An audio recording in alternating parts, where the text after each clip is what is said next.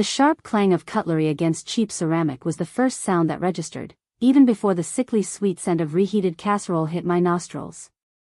"Here, dear, this is your spot. Out of the way, so you don't have to deal with the bustle." My aunt's voice, thick with a saccharine sweetness that always curdled something in my gut, cut through the low hum of the evening. I looked around the cramped, overly warm kitchen. A folding chair, tucked precariously close to the overflowing bin, was my assigned seat. Around the main dining table, laden with an abundance of food and even more abundance of self-congratulation, sat the rest of them. My mother, beaming, my father, looking vaguely uncomfortable, my uncle, holding court with a booming laugh, and, at the head of the table, my grandmother. Her presence was the sun around which this entire constellation revolved, and her pronouncements were gospel. Tonight, however, her gaze slid past me, her lips pursed in a way I'd learned to recognize. It wasn't disapproval, not exactly. It was the subtle dismissal of someone who had already decided who was worthy of her attention, and who was not. The air felt heavy, thick with unspoken assumptions and decades of carefully constructed hierarchies. I took my place, the plastic seat digging into my thighs, and tried to breathe normally. It hadn't always been this way. There were memories, hazy with childhood, of a different dynamic. Of being allowed to sit at the grown-ups' table, of being praised for drawing pictures or reciting poems. But as the years wore on, as my grandmother's wealth became more apparent, and as my own achievements remained stubbornly modest by their glittering standards, the lines had been drawn. My uncle, who had an uncanny knack for being in the right place at the right time, usually with a carefully placed word in Grandma's ear, had always been the golden boy. My mother, ever eager to please, had mirrored his success, her own aspirations long since subsumed by the desire to be seen as the favored child. And me? I was the quiet one, the observer, the one who didn't stir the pot. That's what they told themselves, anyway. They mistook my silence for acceptance, my lack of complaint for contentedness. They didn't see the carefully catalogued slights, the patronizing remarks disguised as concern, the constant drip drip drip of their entitlement chipping away at my resolve. I remembered one Christmas, years ago, when Grandma had been showing off her new jewelry. My uncle had casually picked up a diamond necklace, letting it catch the light. "This really suits you, Mum," he'd said, his voice smooth as silk. Grandma had beamed. Then, her gaze had fallen on me. "You wouldn't appreciate things like this, dear," she'd said, her tone devoid of warmth. "You're not the marrying type, are you?" The sting hadn't been in the words themselves, but in the casual, absolute certainty with which they were delivered. It was as if my entire future, my entire potential, had been preemptively judged and found wanting, not because of anything I had done, but because of who I was perceived to be. Another time, when my father had been struggling with his business, my grandmother had offered a loan, a substantial one. My uncle had been there, of course, hovering. "Just a formality, Mum," he'd said, producing a thick sheaf of papers. "We'll handle the paperwork. You just sign here, here, and here." My father, looking relieved, had barely skimmed the pages. I'd caught a glimpse of the contract, the interest rates, the collateral. It was presented as a benevolent gesture, but I saw the subtle leverage it gave him, the invisible strings he was already attaching. They all operated on the assumption that their lineage and their perceived needs superseded any sense of fairness or individual merit. And I, perpetually sidelined, had learned to watch, to wait, and to understand the invisible currents that governed their world.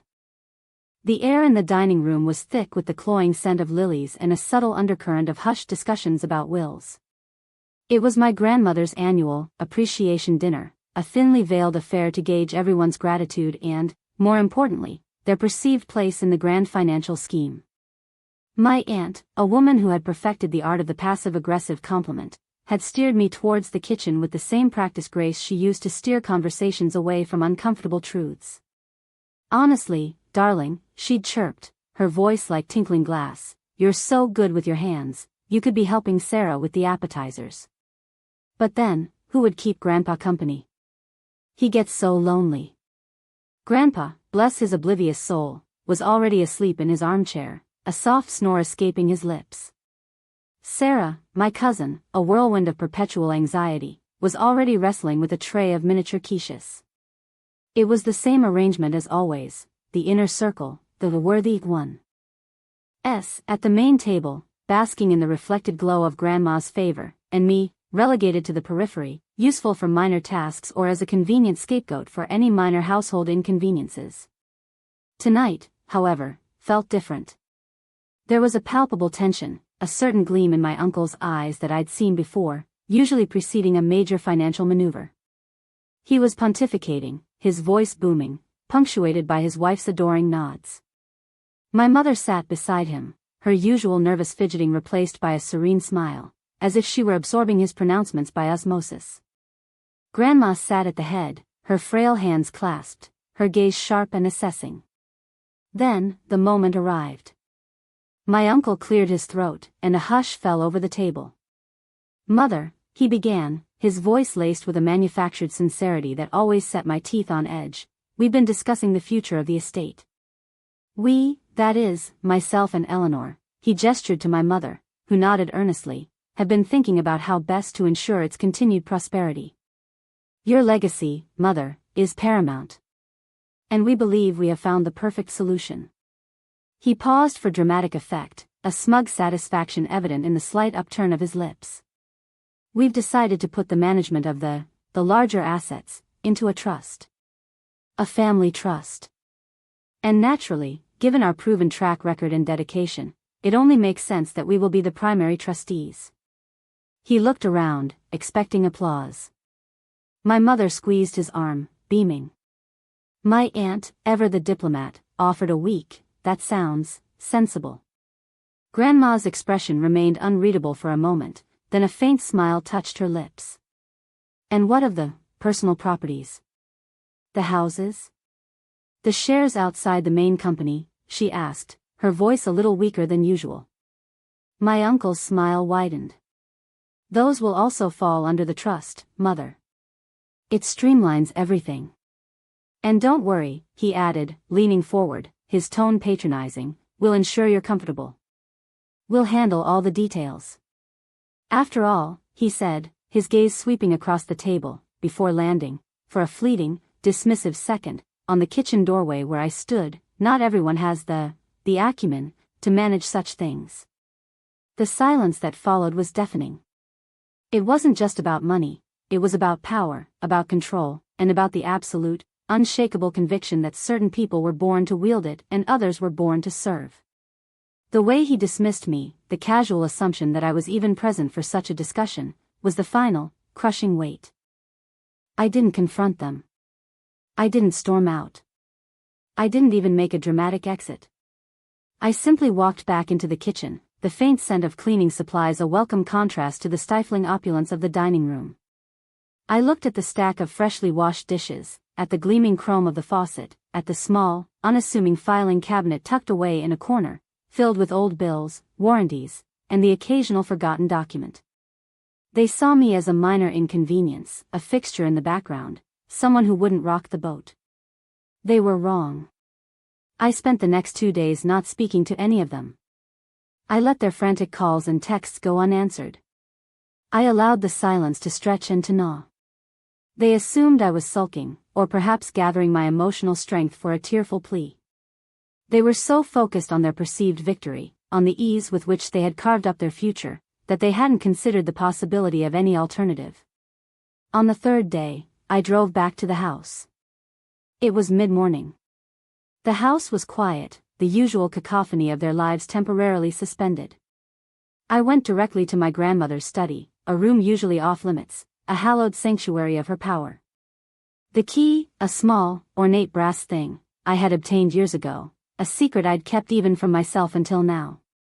It had been given to me by my grandmother, in a moment of rare, uncharacteristic generosity, with a cryptic instruction, "For emergencies, child. Some things require independence." I had never understood what she meant until this very moment. The study was cool and dim, smelling faintly of old paper and lavender. I went to the large mahogany desk, the one my uncle had always coveted, and opened the bottom drawer. It was locked, but the key, thankfully, fit. Inside, nestled amongst leather-bound ledgers and faded photographs, was a slim, manila folder. It was labeled, in my grandmother's elegant, spidery script, Personal Directives, Appendix B. My hands trembled slightly as I opened it. Inside were scanned copies of deeds, share certificates, and, most importantly, a notarized power of attorney, signed and dated 2 years prior, granting me full authority over all of my grandmother's personal assets, including the properties and shares my uncle had so confidently claimed as part of the family trust.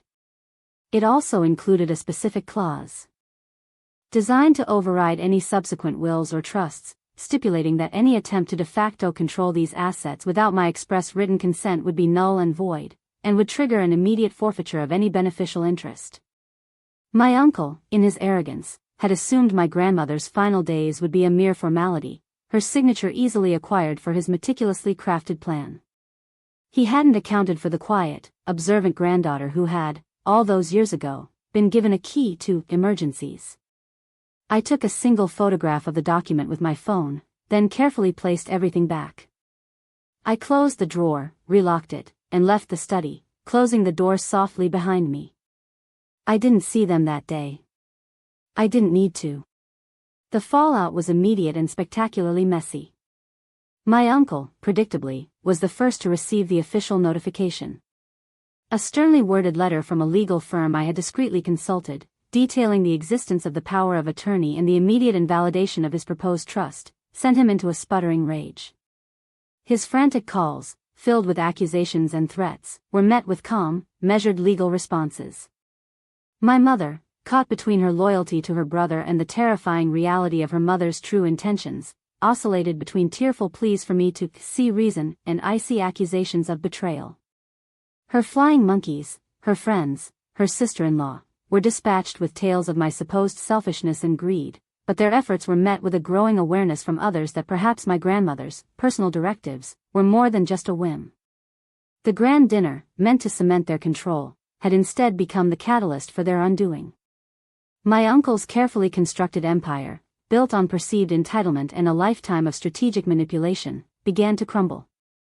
The properties he had considered his own were suddenly under legal review. His business partners, sensing instability and a potential lawsuit, began to distance themselves. My mother, stripped of her comfortable illusion of entitlement, found herself facing a much harsher reality. The social circles they had cultivated, built on shared wealth and status, began to fracture. Whispers turned into open speculation. The ease with which they had assumed ownership, the casual dismissal of anyone else's rights, had alienated more people than they realized. I watched it all from a distance, a quiet observer once more, but this time, the observer held the reins. There were no grand pronouncements, no public vindications. The satisfaction wasn't in their humiliation, but in the quiet, absolute justice that had been served. My grandmother's foresight, her understanding of the insidious nature of familial greed, had provided me with the ultimate defense.